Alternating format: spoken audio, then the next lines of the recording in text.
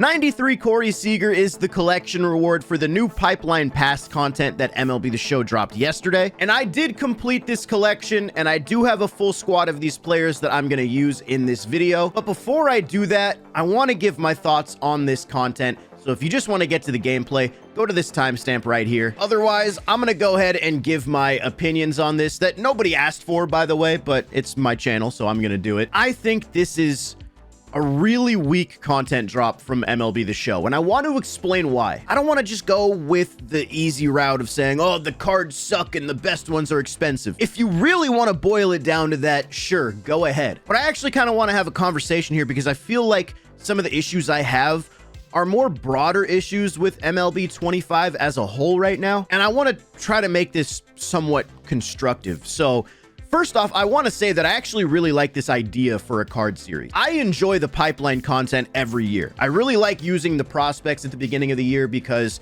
you know, a lot of these guys might be new to the game. It's players that we've never gotten to use. We kind of get a look at like the future of baseball in a way. I think Pipeline's a fun card series. And then you take that and kind of flip it on its head with this new card series, especially when some of the players might have developed differently than what we thought they were going to be at the major league level. It kind of gives an opportunity to see like almost like new versions of these players, which I think is an exciting idea. And the other, I guess, positive note I want to say is I don't necessarily mind filler content in Diamond Dynasty because regardless of what these cards' attributes look like, they all have value in the game as long as captains and theme teams are in the game. A lot of these cards will help fill in gaps on theme teams. Like if you're a Pirates fan, you got 2 new pitchers and you got a new outfielder. If you're a Nationals fan, you got a new infielder, you got a new pitcher, you got a new outfielder. So there is value to this filler content, but at what point does the filler become just too much? Because you need to get 25 of these cards to get 93 Corey Seager. And you get 6 cards from the Pipeline Pass program, as well as 1 Pipeline Pass pack. So that's 7 players, and then if you collect them, you can get the 92 Joe Adele. So that gives you 8 players for free. But then you need to buy 16 of these players in order to get Corey Seager. You need 17 cards, but you get Moncada along the way. So you need to buy 16. And yeah, the 88s are pretty cheap. The 90s are going to be slightly more expensive, with the 92 overalls being the most expensive ones. But I mean, 16 of those cards, that does add up in stub value.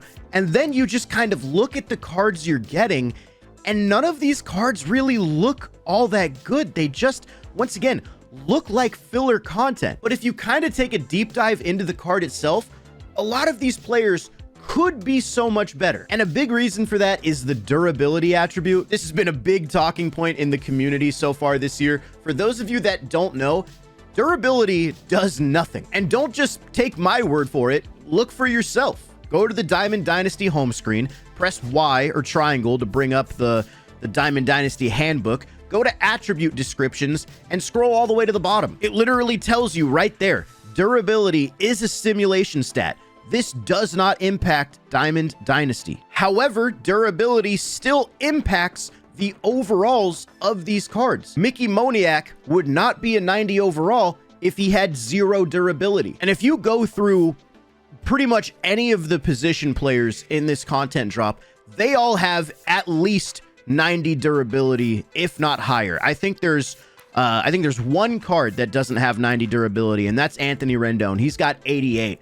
But he actually looks like, I would say, one of the more decent players in this drop with the 100+ contact on both sides, 92 clutch, 72, 81 power, I think is serviceable. I think Rendon looks decent, and he's got 88 durability. And it's not like SDS doesn't know about the durability thing, because look at a guy like Willie Castro, the chase pack player from a few weeks ago. He has almost max contact with 87, 84 power and 125 clutch, with 80 durability. That's like 10 to 15 points lower than what most of the cards in this new content drop have, but he's a 93 overall. He still fits into the power creep. SDS knows how to make these cards good and make these cards work right now, and they know what type of cards that a lot of the community is going to get really excited for, like this 92 catcher Kyle Schwarber. Yeah, he's got 95 durability, but I mean, he's got no fielding, so that kind of makes up for that.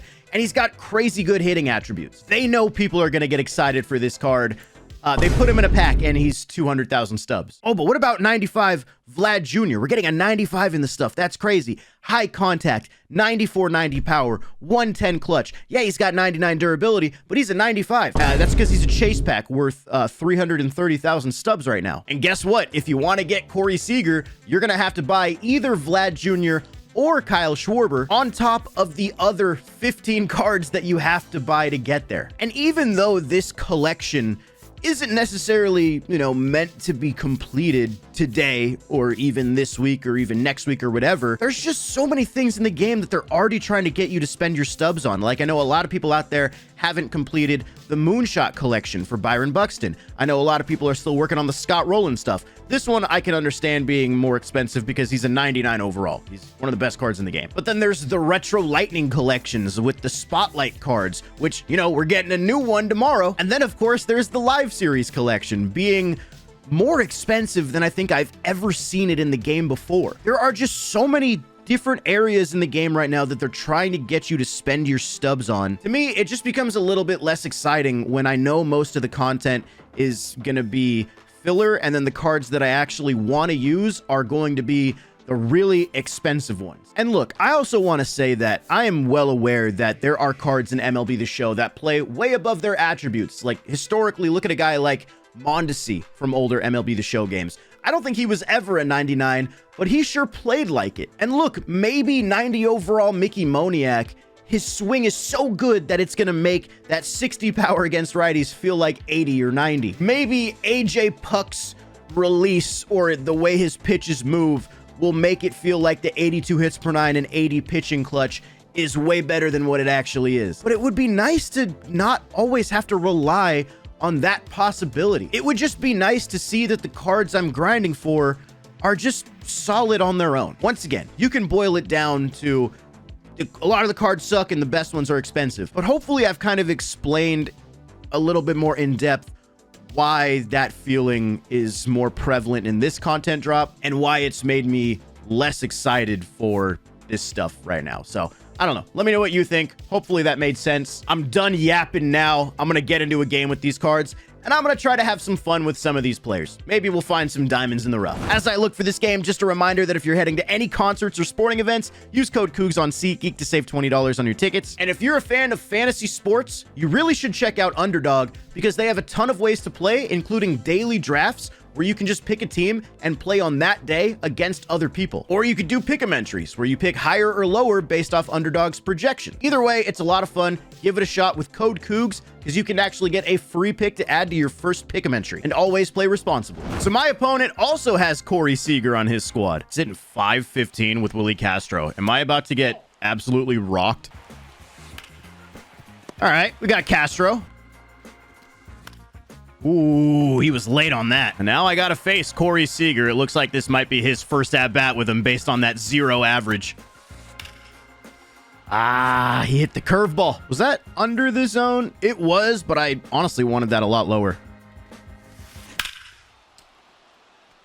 Scott Rowland gets the slider. I'm down 2. All right, now it's my turn to hit with Seager. It's a full count. Get up the middle. Oh, come on, you gotta beat that, Corey. Yeah, I'll take it. There's Joe Adell. He's a little weaker against righties. Ha! Come on, man. Oh my God, what a pitch. Can't even be mad about that one, dude. That's a dot.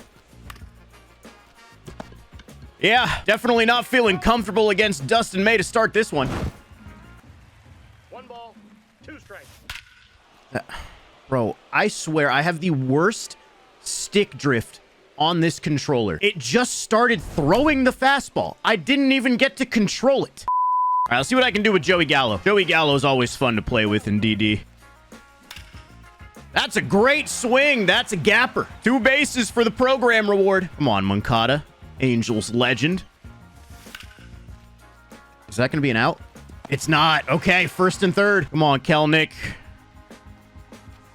Jared Kelnick. We got a tie ball game. That was a mistake pitch, dude. I almost guarantee that was supposed to go low and in. See if I can actually have a better AB with Seager this time. I know he got on base.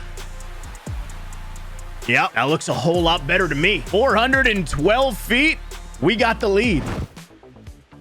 Oh, that was a terrible pitch, dude. What am I doing? I'm not really getting him to swing it much right now. That's not good, especially with Scott Rowland on deck. Wow, dude, that's a great take. Can't be scared of Scott Rowland. I know what he did in the last at-bat, but we got to go after him. I might have to start walking Scott Rowland every at-bat. I don't know if I can continue to pitch to him. Well, the lead was nice while I had it. Nice play, Rendon. Are you... I think we all know what happens next. Told you. All right, let's try to get him back. Why didn't he dive? Joey Gallo got a change up in the zone, and he made Dustin May pay. All right, now that Nate Pearson's at 70 pitches, I'm going to bring in one of the other starters. Let's try Kyle Wright. Why not? What is there to lose right now besides the game? Atta boy. Bro, I pressed the button. Let me dive. Now I got to face Seager with 2 guys on, bro. Just give him the 3 runs. See? Just go ahead and give it to him. Oh, yay. Scott Rowland's up. I know I said I wasn't going to pitch to him, but I don't even care. There's nobody on base. Let's have some fun.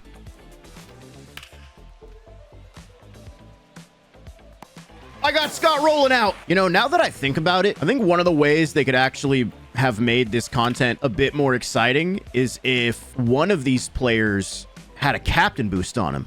Whether it's Seager, whether it's Joey Gallo as the program reward. I think that would at least get people a little bit more excited about it. Third at bat for Seager. 2 outs here in the 4th. Give me another hittable pitch. Hey, that works. Corey Seager's 3 for 3. Now, how about Joe Adell does something in this at bat? Who says no? Oh, wow, I completely missed that. Is that going to be caught? You can't get in the seats. You really got to keep that in play, MLB.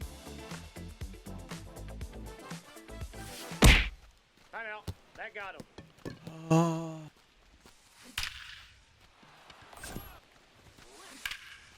Yep, that's going to score both those runs. He's starting to creep into mercy rule territory. Oh my God, how early can I be?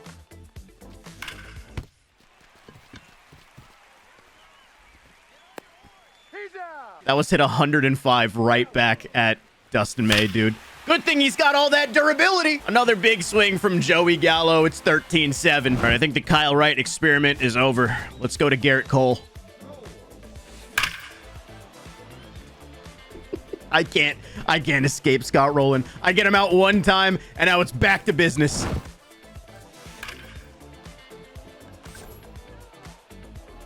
Hey, Gallo's got an arm. I didn't get there in time, though. Did I not need to dive? Oh, my God, I'm going to lose it. Go ahead, Seager. Come on. Hit that 3-run bomb. Maybe Scott Rowland can do it. Scott, go for 4, my man. Yes, Scott. Oh, you're an absolute hero. Ha ha ha. No mercy for you yet. No, Seager's finally going to be out. Even if that gets by the pitcher, that's going right into the stupid auto shift. Come on, Joe Adell. Can you do one thing? Can you do anything for me? No? Okay, cool. Kyle Schwarber, though, is 0 for 3. Did I really spend $200K on this guy just to not get a hit? Looks like I did.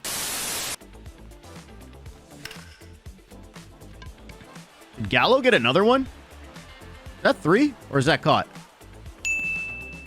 Okay, Joey Gallo. 3 home runs. And now with 2 outs in the 9th, I'm down by 10 runs. Corey Seager is going to get one more chance. Don't let me get hot. Don't let me get hot. Get out. Oh, he's going to catch that at the track. Ah, he baited me for a second. Bro, I just lost by 10 runs. I can't even tell you how unbothered I am at that loss. Joey Gallo hit 3 home runs and Corey Seager went 3 for 5. I am pissed, though, that I couldn't do anything with Kyle Schwarber. That I feel bad about.